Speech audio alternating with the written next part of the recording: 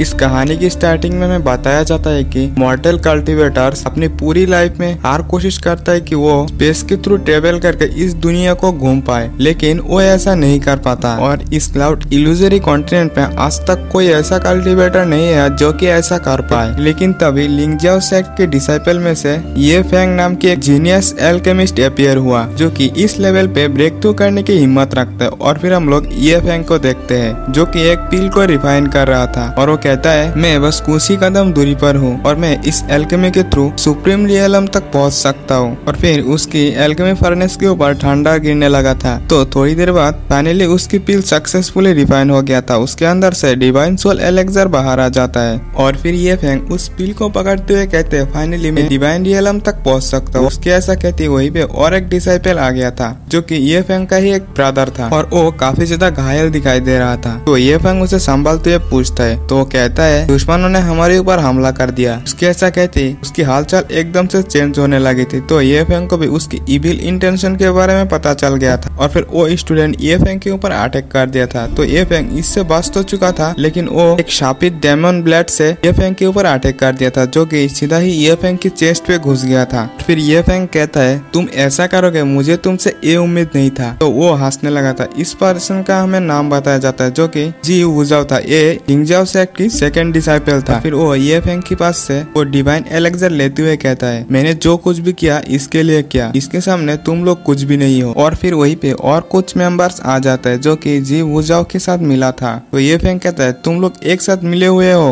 और फिर हमें और एक लेडी को दिखाया जाता है जिसका नाम मेई वुजी था। वो आर्किड ग्लेन का डिसाइपल था। वो कहती है यंग मैन हम लोग वास्तव में यही से है, 9 हेवन दाओ पैलेस। और फिर जी वुजाओ कहता है हमें पैलेस से ऑर्डर दे दिया गया है कि जैसे ही एलेक्सर मिल जाता है तो उसे वहीं पे मार डालो। उसके ऐसा कहते उसके हाथों में जो डिवाइन सोल एलेक्सर था वो एक्सप्लोड हो गया था, यानी कि वो नकली एलेक्सर था। और वो गुस्से में कहता है तुम्हारी हिम्मत कैसे हुई मेरे साथ धोखा करने की। और उन दोनों के अंदर फाइट स्टार्ट हो जाता है, जहाँ पे ये फेंग उसके ऊपर भारी पड़ रहा था और ये फेंग बड़ी आसानी से उसे हरा दिया था। तो वहाँ पे आए सभी सेक्ट मेंबर्स एक एक करके ये फेंग से फाइट करने लगा था, जहाँ पे वो सभी हार रहा था। एक मेंबर हारते हुए कहता है ये शापित डीमन ब्लेड से इंजर्ड होने के बाद भी इतना पावरफुल कैसे है। और फिर मेई वुजी ये फेंग की एकदम पास से गुजरती है, जो कि उसके पास से एक बॉक्स ले लिया था। उसके अंदर उसे डिवाइन सोल एलेक्सर पिल मिलती है। तो वो कहता है ये तो वही होना चाहिए। वो इसे खाने ही वाली थी, लेकिन और एक बुढ़ा के अपने हाथ को उसके पेट के आर पार कर दिया था, जिससे वहीं पे उसकी मौत हो जाती है। और फिर वो बुढ़ा उस डिवाइन सोल एलेक्सर को पकड़ते हुए कहता है ये तो नकली है। और फिर ये फेंग उस एलेक्सर को खाते हुए कहता है सुप्रीम बनो या फिर मर जाओ। उस पिल को खाने की वजह से उसकी बॉडी से एक भयानक एनर्जी निकलने लगा था। उसके आसपास जो भी चीज थे वो डिस्ट्रॉय होते जा रहे थे। वो एल्डर भी इस बात को झेल नहीं पाता और वहीं पे उसकी बॉडी जल के राख हो जाता है। और फिर उसके ऊपर जो स्पेस थी वो चेंज होने लगा था। उसके ऊपर ठंडर भी गिरने लगा था। वो कहता है ऐसा लगता है मैं इसमें नाकामयाब रहा।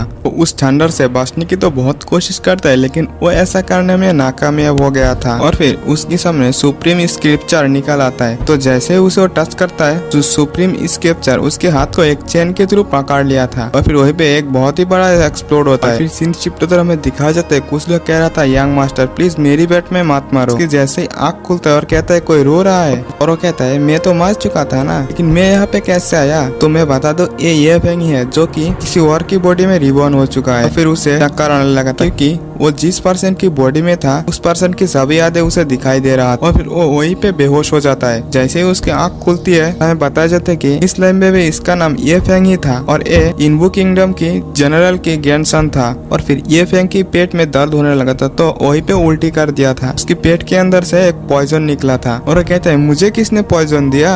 और जैसे ही वो कल्टीवेशन करने के लिए बैठता है वो सीधा ही अपनी माइंड स्केप में पहुंच गया था। और वो शौक होकर कहता है मैं अपनी माइंड स्केप में कैसे पहुंच गया, वो भी फर्स्ट मेरिडियन लेवल पर। फिर उसके सामने वही सुप्रीम स्क्रिप्चर मिलता है। तो वो सोचता है ऐसे मेरी यहाँ पहुंचने का कारण बस यही है। फिर हम लोग ये फेंग को कल्टीवेशन करते हुए दिखाया जाता है। जैसे उसकी कल्टीवेशन कंप्लीट होती है वो कहता है सुप्रीम स्क्रिप्चर तो काफी ज्यादा अमेजिंग है, तो किसी भी पॉइजन को बड़ी आसानी से काट सकता है। और फिर ये फेंग गुस्से में कहता है 9 हेवन दाओ पैलेस, मैं जिस दिन वापस लौटूंगा वही तुम्हारी आखिरी दिन होगा। और फिर एक सर्वेंट ये फेंग के पास दौड़ते रोते हुए आता है और वो कहता है सीतू एंड वांग फैमिली ने ओल्ड जनरल को धोखा दिया है और उन्हें पैलेस पे भी ले आया। तो ये फैंग जिस बॉडी में रिबॉर्न हुआ था उस बॉडी के ओनर से प्रॉमिस करता है, मैं तुम्हारी बॉडी में रिबॉर्न हुआ, चाहे कुछ भी हो जाए मैं तुम्हारी फैमिली को हर हाल में प्रोटेक्ट करूंगी और ये मेरा वादा है। और वो बड़ी ही तेजी से उसके लिए निकल पड़ता है। और फिर हमें सेलेस्टियल कॉन्टिनेंट में युनबू किंगडम को दिखाया जाता है और फिर हमें ये वू शेंग को दिखाया जाता है जो कि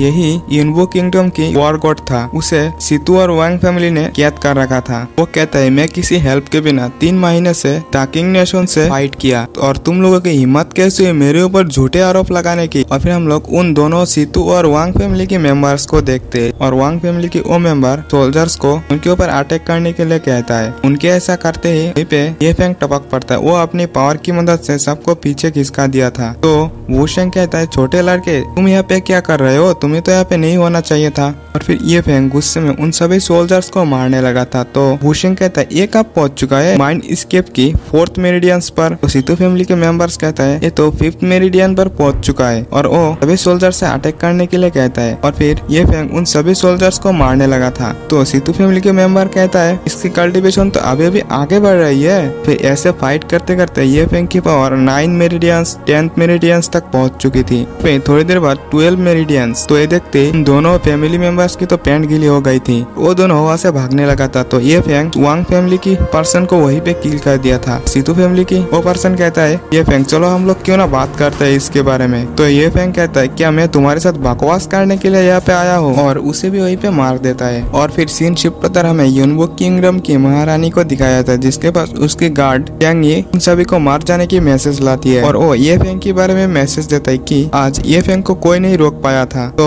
महारानी कहता है ये फेंग इसकी हिम्मत कैसे हुई मेरी आदमियों को मारने की। और वो अपने गार्ड से कहता है मैसेज भेज दो ये फेंग को मार दिया जाए और एपिसोड भी यहीं पे एंड हो जाता है। तो जिसने भी चैनल को सब्सक्राइब नहीं किया प्लीज चैनल को सब्सक्राइब कर लेना और वीडियो को भी एक लाइक कर देना। मिलते हैं नेक्स्ट वीडियो में, बाय बाय।